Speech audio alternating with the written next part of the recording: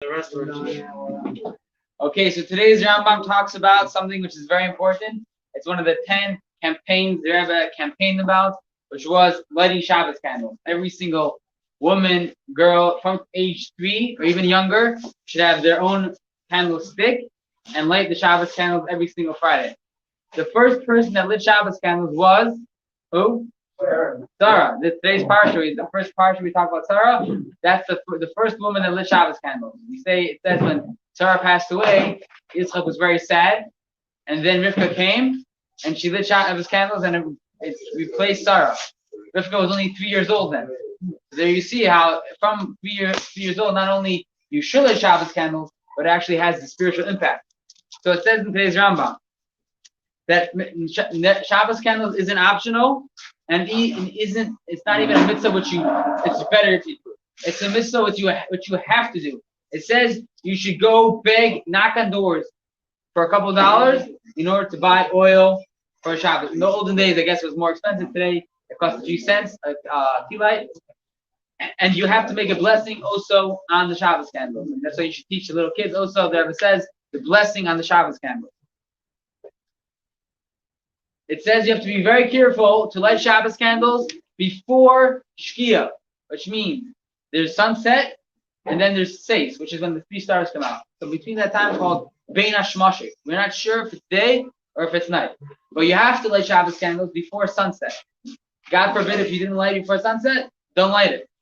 There's a story that I spoke about how one little girl lighting Shabbos candles made the whole family more religious. What happened was she used to come home and light Shabbos candles. But then the Chabad rabbi or Rebbitzin told her that she has to make sure it's before sundown. The problem is it was like a whole ceremony, the Shabbos meal, and if it was during the winter, it was 6 o'clock, and it came 5 o'clock. So basically, she made her whole family come in early for Shabbos. And then once they're there and the Shabbos candles lit, they're like, we're not going to turn to be when the Shabbos candles there. Little by little, the whole family keep listening to Judaism. So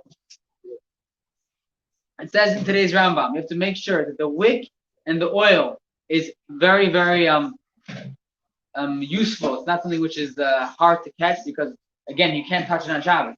So once you light it has to stay lit till it goes out. And it also says in the Rambam, it goes through all the oils which you're allowed to use and all the wicks which you're allowed to use in the store. If you buy that's fine. But in the olden days when they made their own wicks and own oil, there's a lot of different laws about that. And in the Jewish cities, like in Karnaites, for example, there's a siren before Shabbos that tells you Shabbos is coming. The Jewish custom is that there's 3 sirens. The first one is by Mincha, 2.5 hours before Shabbos.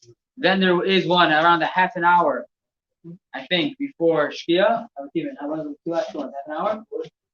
That's 2 sirens.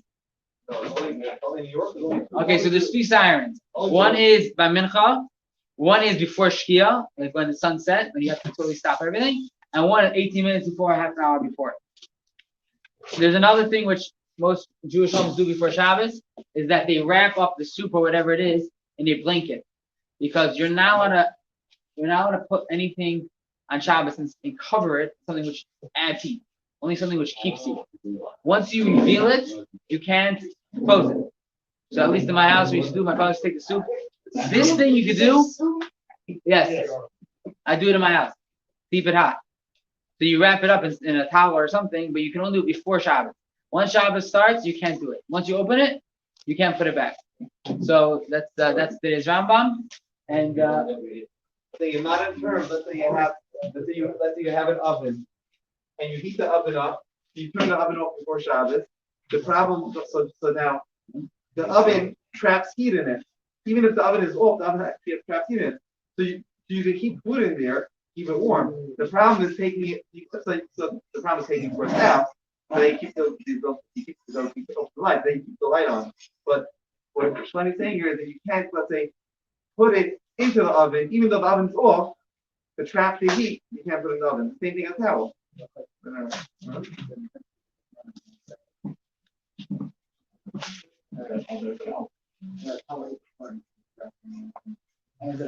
Sure. Rabbi. Thank you. Okay, yeah. So anyway, so we'll finish off that it says in the Talmud that every single person is born with a heaven and a hell waiting for him, whichever one he can choose wherever he wants to go. So you're happy about the heaven? part? For the what? Okay. So the point is that Avraham Avinu and Sarah, they took the, and from 10 generations worth of heavens, of all the generations, they took all their heavens. And one of the reasons explained in the Talmud why Noach didn't and Avram did is because Avram and Sarah, they spread light to the whole world. So they had thousands of followers that followed them. So because they spread light to the whole world, therefore they took everyone's heaven. So therefore, this is the point of the Shabbos candle. We're bringing light to the whole world and making the whole world a better place for Mashiach. All right. So this